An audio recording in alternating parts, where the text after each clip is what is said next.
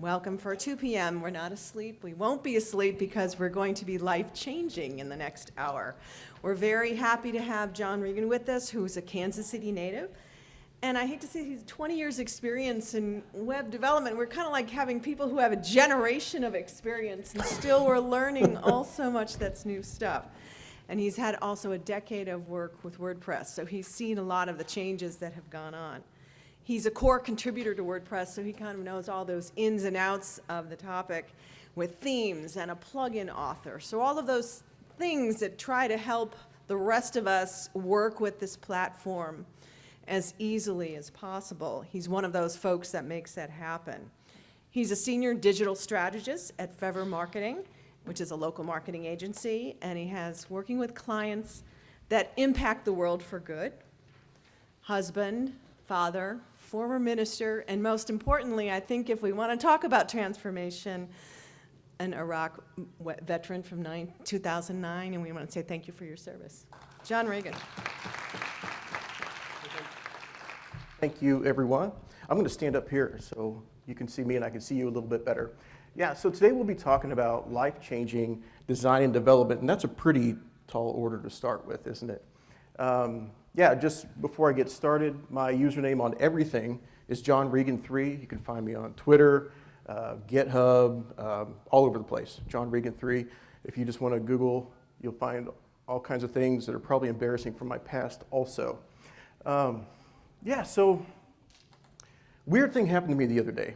Tuesday night, we got done eating dinner and had a knock on my door.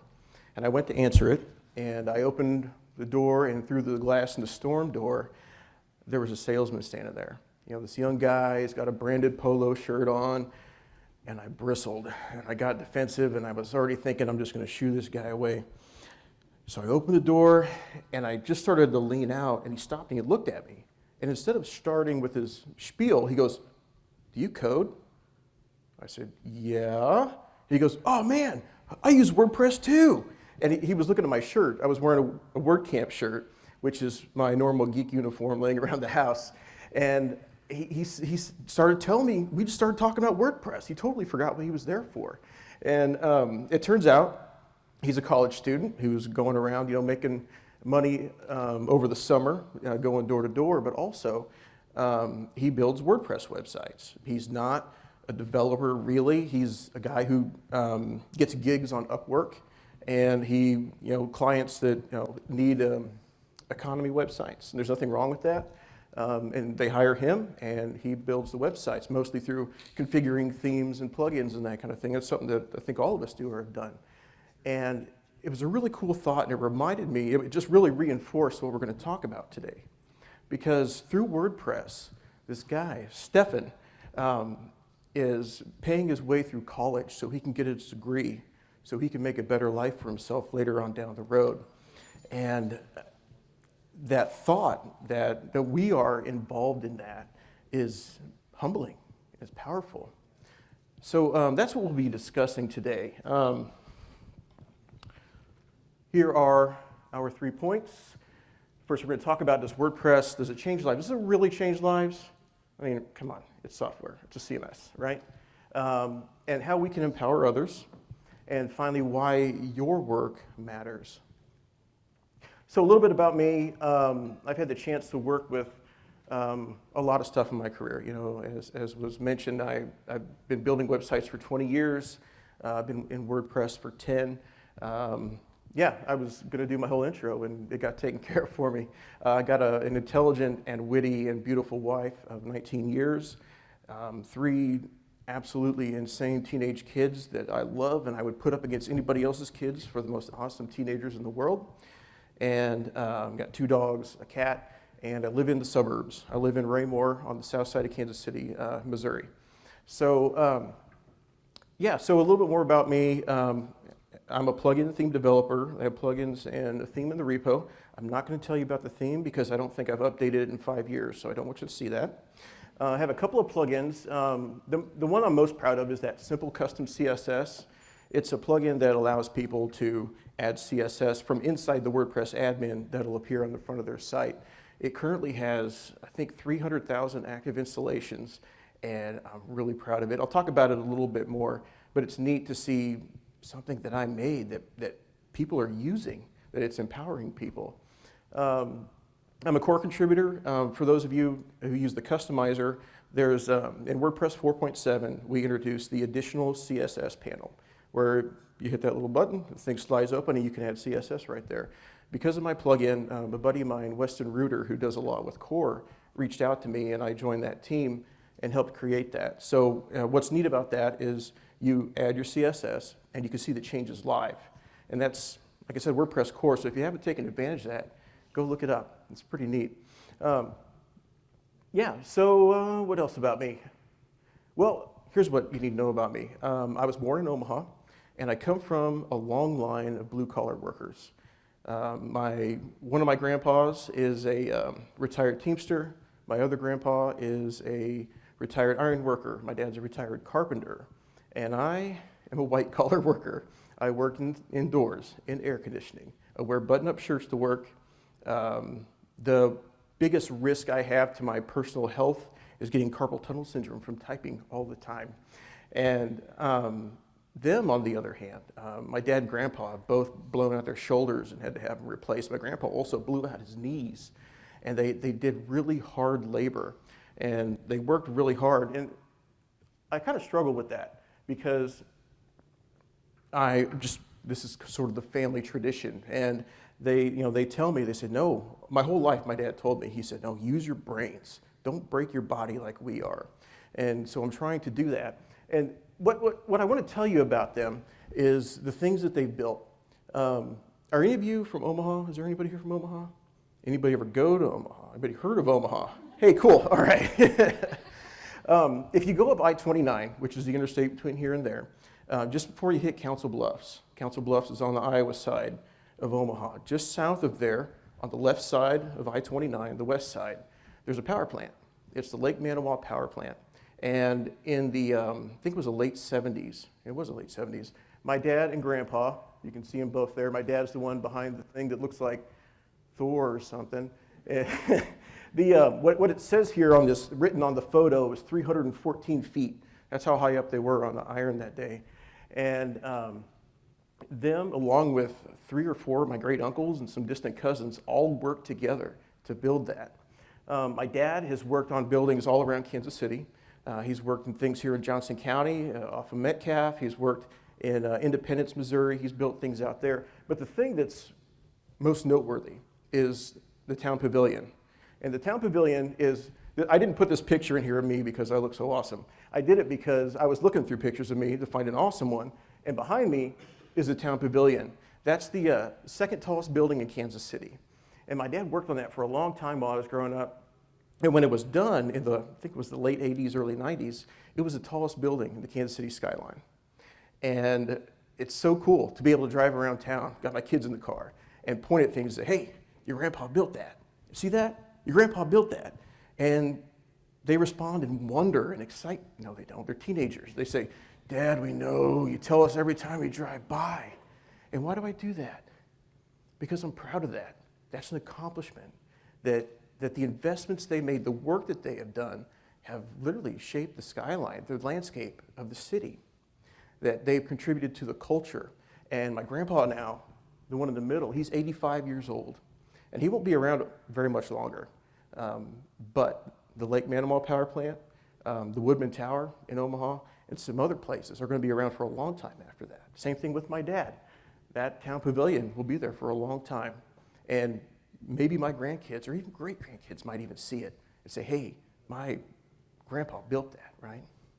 So once again, back to me and to you. I imagine most of you, at least during your 9 to 5, are some form of white-collar workers. And how can we build things that are going to matter, that are going to last? Because we work in ones and zeros, don't we? We work in pixels. And in a couple of years, those things are going to be digital dust. You know, things I built when I started 20 years ago, they're long gone. Things I built 10 years ago, even 5 years ago, are gone. 10 years from now, 5 years from now, I hope the things that we're working on today are gone because they're going to be obsolete. But how are my kids going to tell my grandkids, hey, your grandpa built that website? how can we make things that matter? Because I think that's what really we want out of life, is to invest in something that will see it another day. And we do that in a lot of ways in life. We do that through people. We do that with our families, just by, no matter what you do for a living, investing in your families is a way that we can reach out to another day. The social groups that we're a part of, organizations that we're a part of, clubs in the WordPress community is a way that we can do that. And it's a real blessing for me to be able to work every day, go to a 9 to 5, and do things that help somebody else. As was mentioned, the company I work for, Fervor Marketing, we're downtown, and we work mainly with companies that do good, whether they're religious organizations or a home for troubled teens, just charities.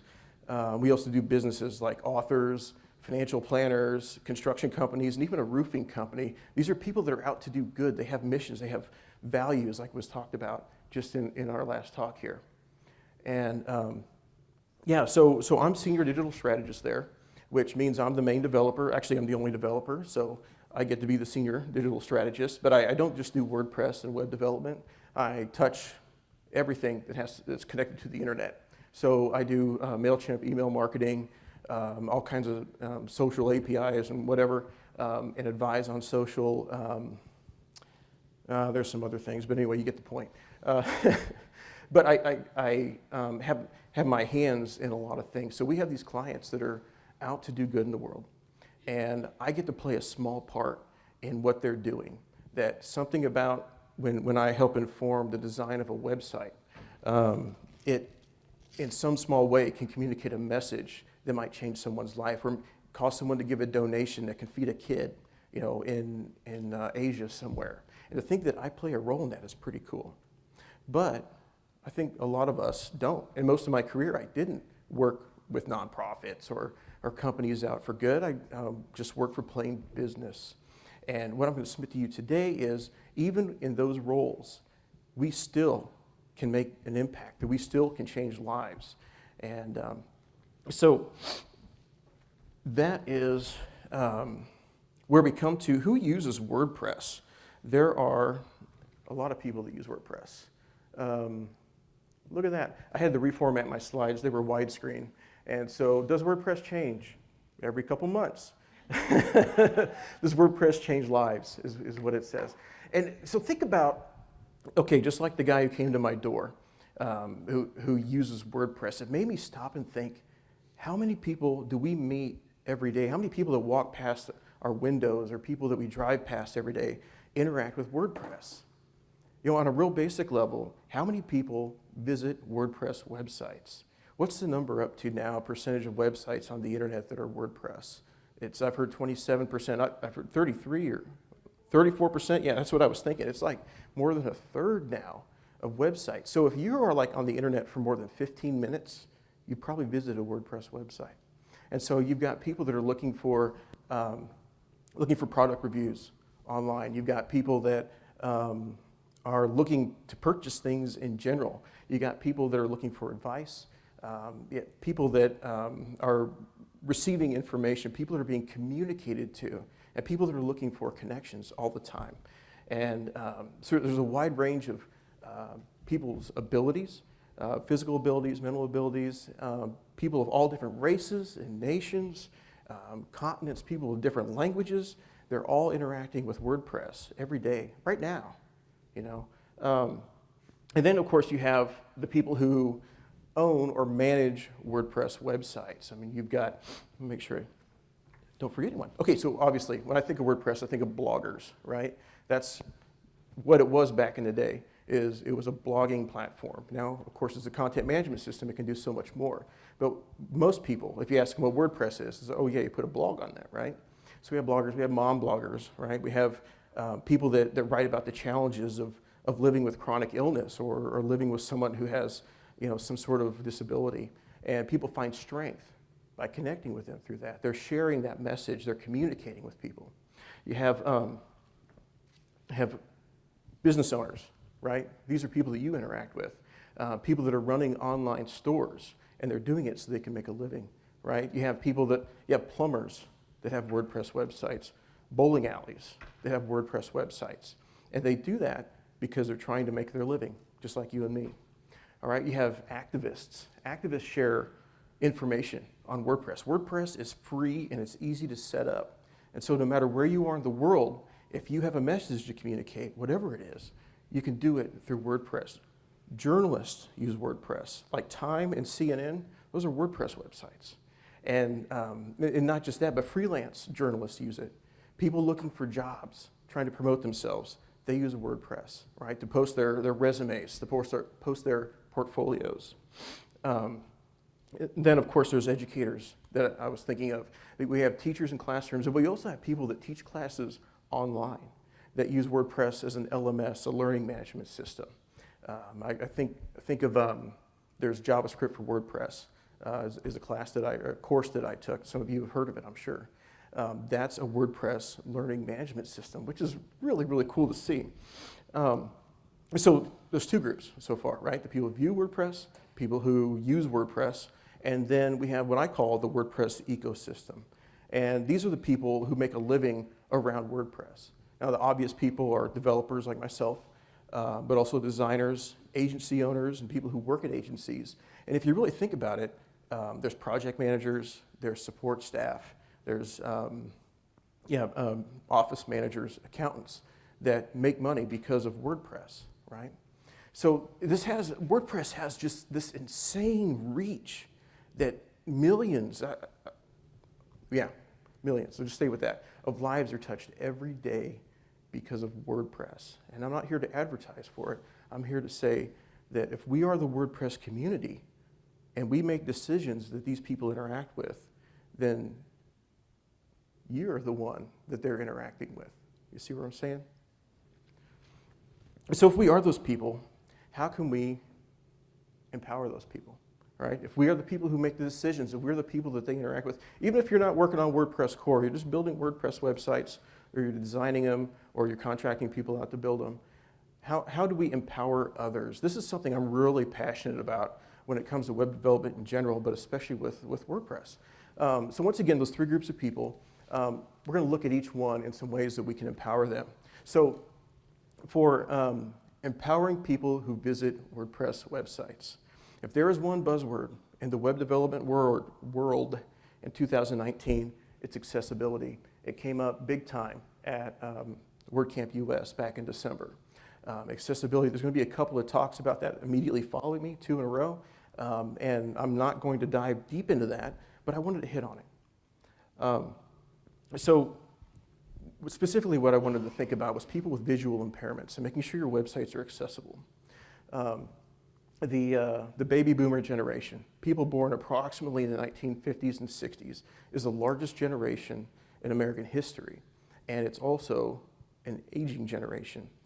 This is a generation of my parents, and as we age, our bodies deteriorate, and our vision goes. Like, I'm 40 years old. I just last week was getting my eyes checked, and they said, hey, probably in the next 2 years, you're gonna need bifocals. And I was like, yay. And so, I'm already thinking about vision problems, right? And so what we need to do is our websites need to be accessible to people. Accessibility was always a second thought to me, something I might add in, I might not. It was just an add-on, an extra feature. And then my mom started losing her vision. She's 59 years old now, she's legally blind. And I think about if she visited the website that I'm working on right now, would she even be able to use it? And, but that really, really changed the way I saw that and the way I felt about that. We run evaluations on our client sites, and when we run both SEO tests and when we run accessibility tests, of course, the biggest issue that comes back, and I imagine this is true for you and your websites, is if there was one thing that people always need to fix, it's what's called an alt attribute on your images. The HTML code for an image allows you to put alt text, which is a description of the image.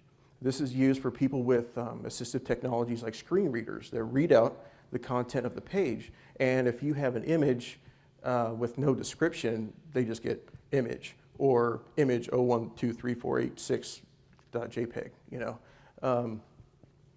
So when people visit those sites, they're missing out. They're not getting the full experience. So make sure you're putting the alt tags. If you're a developer, make sure you're adding that into your code, the ability to do that. And if you are if you're working on your WordPress website, if you're blogging, when you upload things into the WordPress media library, it lets you set that, the title and that kind of thing. Make sure you're setting that, okay? There are 2 tools. See how what we're going to, hey, cool. All right, so there's 2 tools that you can use for this. One is Google has a service called Lighthouse. It has a Chrome extension. You can install it, get into the developer tools, and whatever page you go to, you can tell it to run a report. And it will scan through it. It'll give you a performance report. It'll tell you how fast the page loads, and it breaks it down to like so technical that I don't even know what it's talking about. It gives you an accessibility score, which is really what we're talking about here. And it will tell you, you know, all of the errors, specific spots where you have errors on your page and things that need to change. And this is, once again, where we see a lot of that alt text thing come up. And there's, of course, a whole lot of other things that you can do to improve your sites. And this bottom one, Classify, this was just released this week by 10up, which is a big WordPress development company. And it empowers your WordPress site with artificial intelligence. You can get an API key from IBM, and they have their Watson artificial intelligence. You can connect it to your site, and it will automatically add tags to your blog posts. And the other thing it'll do is it will look at your images and automatically write a description of it. It can look and see, you know, man standing with a dog and smiling, and it will automatically put that in the media library, which is awesome. And plus, if you can tell people that your WordPress site has artificial intelligence, they'll be like, wow, you know, tell your clients that.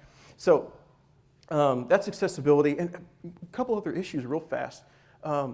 So not only is it important because you want people to read your content, there are SEO issues. If your images don't have descriptions, you can actually get hit by Google and fall down in the search engine results. But if you add them, then it has more information that it can use to crawl your page and help people find relevant results. And finally, there are legal issues involved. The Americans with Disabilities Act of 1990 requires that all businesses accommodate people of differing levels of ability. This is why we have wheelchair ramps and we have wide doors in public places. Your website is required for this as well. Your website needs, oh yeah, so anybody heard of Beyonce, the singer? My kids talk about her all the time. And Papa John's Pizza, right? Both of them have been taken to court over their websites not being accessible. And so stop and think about that. There's a potential there if your website's not accessible for a lawsuit. And then finally, when it comes to accessibility, it's the difference between being inclusive and exclusive. And I think about my mom again. You know, if you're not including people, you are excluding them. You're saying, you're not that important for me to put in the time and effort for this. So think about that. That's why it's important. Secondly, we have privacy. I'm sorry? Can I make a quick comment? Sure. I have a traumatic brain injury and I have motion sensitivity. And if the website slides around while I'm trying to look at it, I can't use it. So that's not a common accessibility issue, but it's a deal breaker for me. So Yeah. Thank you for that. I've heard of that one before. And I just leave and I don't use that business. yeah.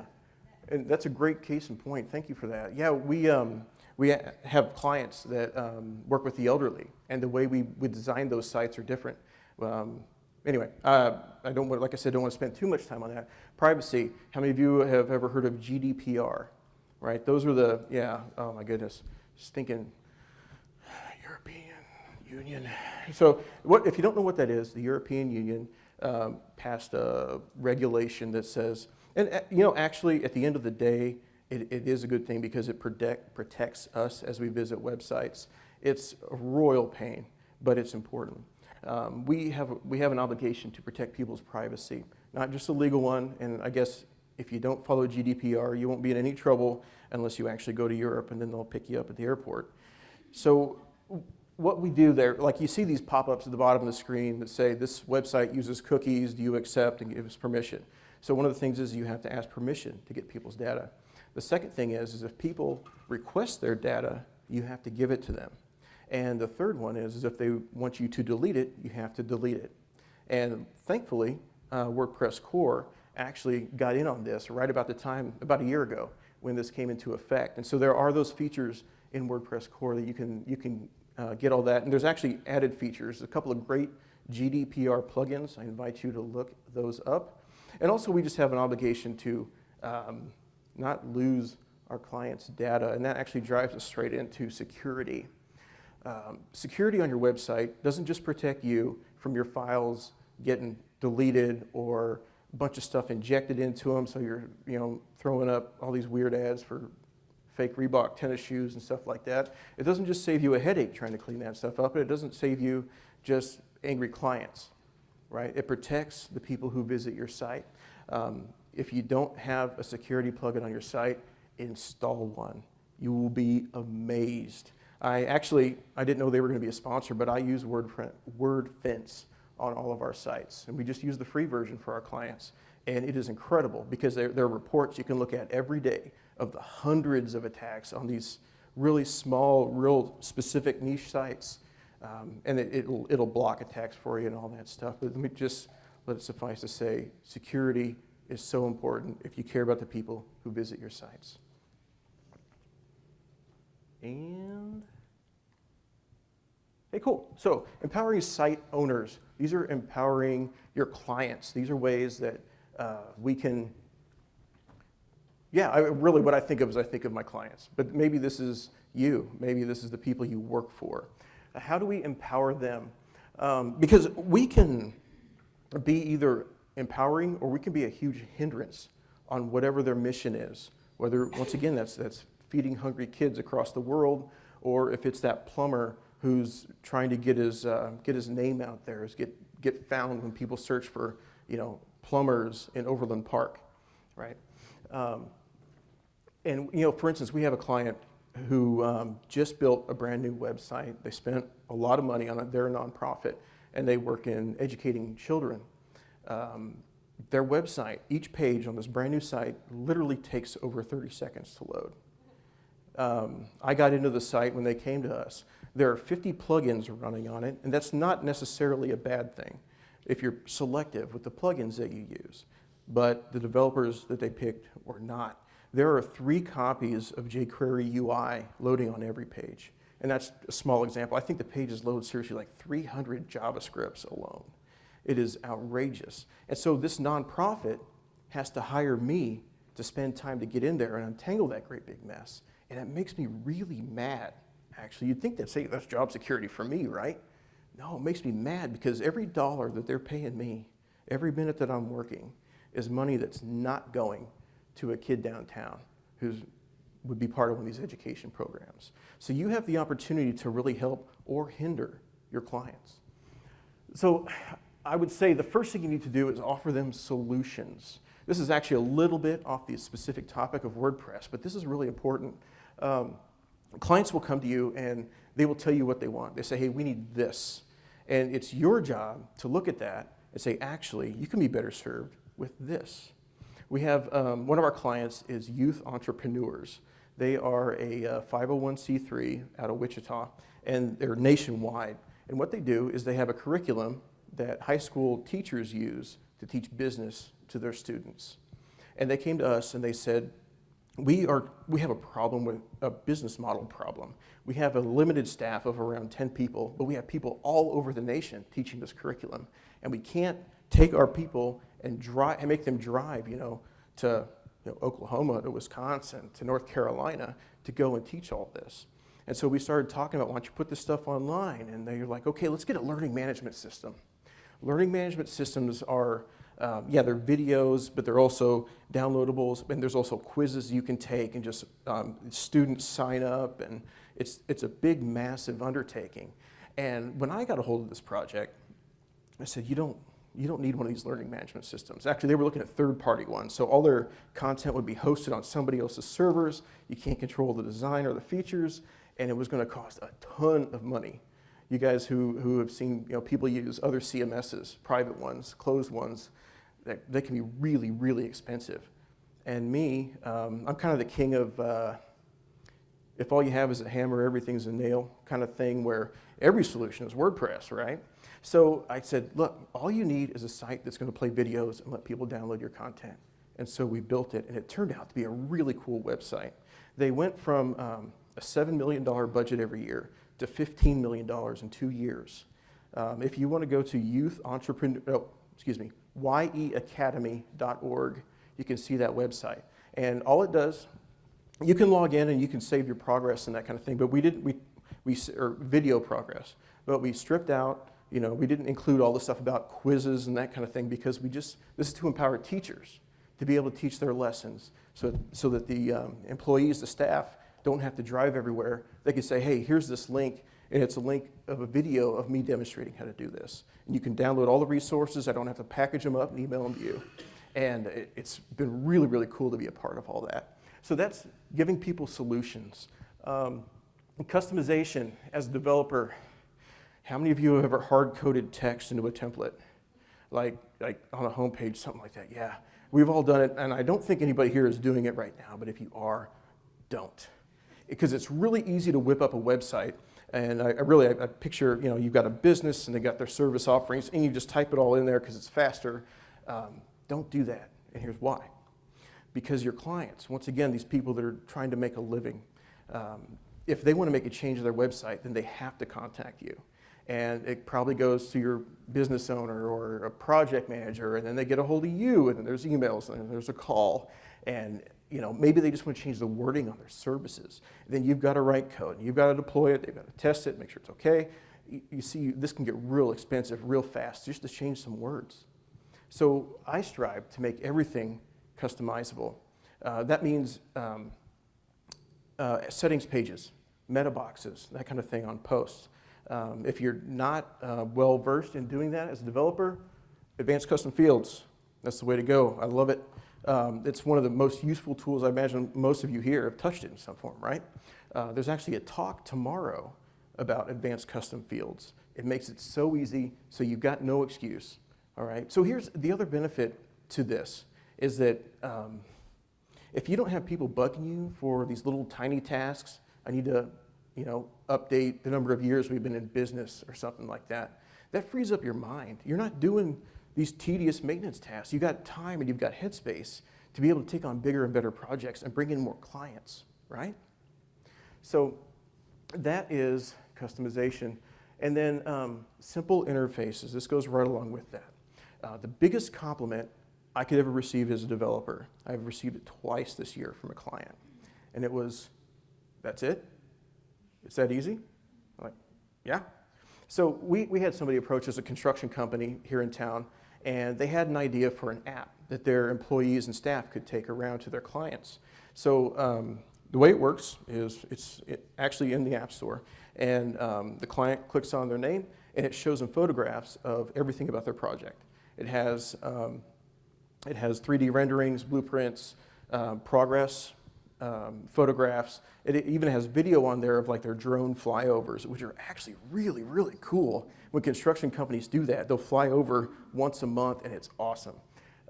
But they wanted an iOS app. They're not developers, and they didn't even know where to start. And the big issue they had was, hey, if we're going to add pictures of this, then we have to update it through the App Store all the time.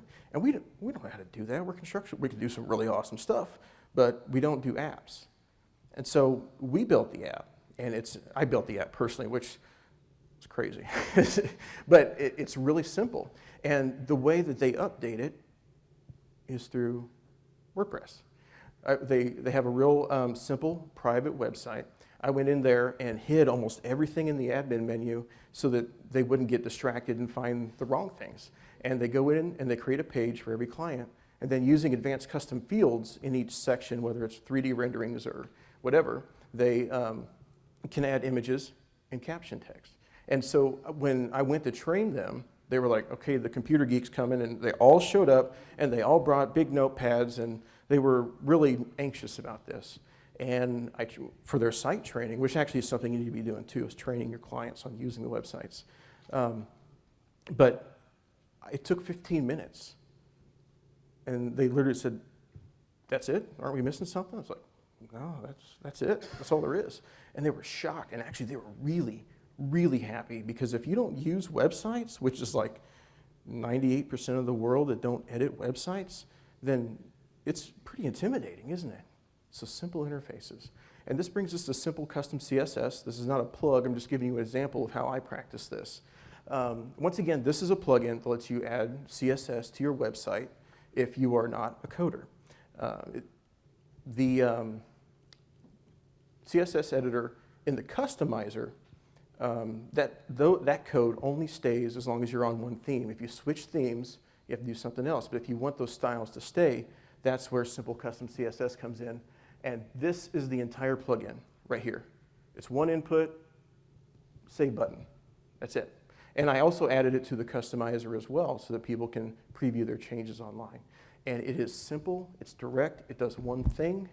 If you are a plugin or theme developer, make it as direct and simple as possible. It'll actually save you a lot of headaches. So I can't imagine some of these themes on ThemeForest that you can customize with all kinds of options. There's nothing wrong with using those, but I try to imagine being the developer maintaining those.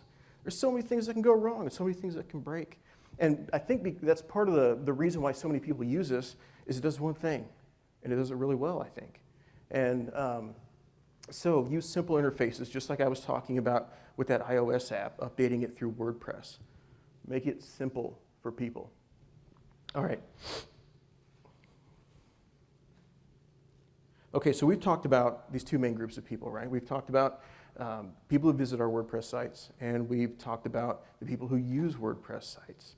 And now, as the WordPress ecosystem, the WordPress community, I want to talk to you, all right? What I want you to understand is your work matters, and I want to tell you why. So my bachelor's degree is in Christian education, Christian ministry. I have spent 10 years in full-time ministry. 4 years of that, I was in the Army, and this is the most awesome picture of me that will ever be taken. I love it. Yeah, that was at Al-Assad in Iraq. It's an Air Force base, but anyway. So I did 4 years in the Army from 2003 to 2007 as a chaplain assistant. I got out after finishing my 4 years. I never went to war. I knew people that went 4 times, even 5 times overseas during that time. And the reason why I didn't go was, if you've ever seen Black Hawk Down, there's that guy who talks about why he never goes on missions, and it's because he has this indispensable, invaluable skill to the U.S. Army. He can type. I knew how to use Microsoft Word, and I knew how to type more than 3 words a minute, and they thought I was a genius. And so they got me stuck in office jobs, and that wasn't why I joined. I joined because I wanted to serve soldiers in the foxhole, so to speak. So anyway, I didn't go overseas. I get out of the Army. I'm out for 2 years. I'm at a church in St. Joseph, Missouri. We're living there. I am a civilian. And 10 years ago, August, like in 2 months, 10 years ago, I got a packet in the mail from the U.S. Army. I thought this is some VA information or something like that. No, it was a letter that said, due to presidential order such and such, you are hereby ordered off of your reserve status to active duty to serve a combat tour in Iraq. I was like, what? Basically, briefly, what happened there is when every soldier signs up, it's in their contract. They did a good job of explaining it to me when I was a leader, when I was a sergeant in the Army. I knew how to explain it to other people. There's this clause, this program that you're on when you're out called the IRR. Back then it was the Inactive Ready Reserve. But it's a clause that says if World War III breaks out and it's within like 4 years of you getting out, we can call you back in. That way we have people that are trained well. World War III didn't break out. Not sure if you noticed that. But I got that letter in the mail, and it was the odds of that happening were like winning the lottery, but bad. And so I actually went to Iraq in 2009 with the Texas National Guard, of all things. And I was not a chaplain assistant. I wasn't doing ministry of any kind. I was a prison guard at the prison at Camp Taji, which is in the north side of Baghdad. And it was wild. I was going to say, oh, it was a riot, but you don't joke about prison riots. And I got a lot of really cool stories to tell, stuff about flying around in helicopters and whatever. I got stories about just funny things that happened. I got some not fun stories out of the whole experience. So I come back home, and thankfully my employer, the church, had saved my position, which was really cool. But I came back, and I was different, as you can imagine. Just a small example. I went 6 months without seeing a kid. It'll do weird things to you. And I really quickly learned that I was not able to work in a church anymore. I wasn't able to work with hurting people anymore. Actually, I wasn't able to work doing public speaking anymore. And my mental state deteriorated. In 2011, I spent 4 years in a VA mental health facility. I went in there because I was suicidal, and quickly they diagnosed me with severe, chronic, delayed onset, post-traumatic stress disorder. You know, I've made a lot of progress since then, but what I want you to get out of that is part of the reason that I was actually ready to end my life is because I lost my career. It wasn't the only thing, it wasn't the main thing, but it was a big thing. I couldn't provide for my family. I was gonna have to get a job, I don't know, maybe doing retail or something. And that was a big change for us, even financially. And so I tried to give web development a shot. I'd been doing it for years as a hobby. I'd sold a couple of websites, but never anything serious, and I decided to give it a shot. And thankfully, through Twitter, I met a guy in St. Joseph named Frankie Jarrett. I don't know if anyway, he's been around. And he did WordPress. I was like, cool, let's check this out. And he got me, you know, all hyped up on WordPress, and I started building. And then he got a job at a WordPress company called XWP, and I got a job right there too. And so I was able to gain a new career. And since that time, my life has transformed. You know, because I was able to code, I was able to work at home for 5 years after that, to get through my anxiety, to build confidence, to make income. You know, there's so much pride that comes out of that, being able to provide for your family. And I've met some really cool people through this. These are just some friends that I've made. Frankie Jarrett's the guy in the middle with me. That was in San Francisco, WordCamp San Francisco 2014. Weston Reuter is the guy on the right-hand side on the bottom. He's the guy that got me into working on the customizer, and he's all over WordPress Core. The guy in the middle on the top is Topher DeRosia. He runs HeroPress, if you've ever heard of that. And we work together, and then there's just some other awesome people that I've met. Matt Jerry up on the side is from South Africa. I've got friends in Poland, friends in Malaysia, South Korea, all over the world. And why? Because of WordPress. I've got, you know, a new livelihood. I'm still able to live out my passion of helping people because of WordPress. And so what I want you to see is that what you do matters. The things that you build, the things that you make, your interactions with your clients. You know, I think about Google Analytics, and you're looking at these charts, these numbers of site visits and time on site and all this stuff. And it's easy to forget that those numbers are people. Those are human beings that are looking at your site, and they're looking for something. That's why they're on your site. They're trying to find answers or solutions to their problems. People are coming to you to build websites for them because they want to communicate something to the world. Even if that thing they want to communicate is, you know, I hate to keep, you know, pounding on plumbers, but man, maybe I'm just the best darn plumber in this area, you know. But it matters on all of these different levels. And that is, well, for one, it's a big responsibility when you think about it. That the way you build these sites, the way you sell them to people, the way that you earn your income by selling them to people, it matters because it affects them. But more than even a responsibility, I see it as an opportunity. It's an opportunity to do some dang cool stuff, to really empower people and to help them out. And I am one of the people that you, as WordPress community, that you have helped out. And so on behalf of myself and my wife and my 3 kids, I just want to say thank you. And that's it. Thank you.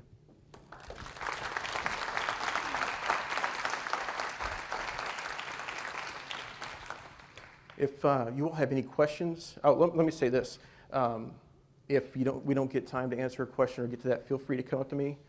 When it comes to my PTSD and stuff, I have nothing to hide. I just shared it with a group of total strangers. So don't worry about asking questions that are going to offend me or anything like that. I'm cool with talking about that. So what questions do you have? Yeah. You mentioned Classify. Yeah. That was released recently. Can you elaborate a little bit more? Is it free or what's Yeah. the cost look like? Yeah, that's great. Yeah, Classify is free. It is, I'm trying to think, I think it's Classify, remember it's spelled with an AI at the end. I think it's classifyplugin.com, I think is where it's at. And yeah, it's free. You have to go to IBM, to their Watson website, and get a free API key, so it takes a little bit of configuration. But they're actually looking to expand its functionality quite a bit. This is just their first release, and I am itching to dig into it. I've already got my API key. I just got to find a client that we can use as a guinea pig. Yeah. Oh, it's YE Academy, all one word, yeacademy.org. Yeah. What was the plugin you mentioned for security? Did you mention a specific one? Yeah, I use WordFence. Yeah, and they have a booth out here, but actually there are lots of really good security plugins. Just use something. That's what I'd recommend.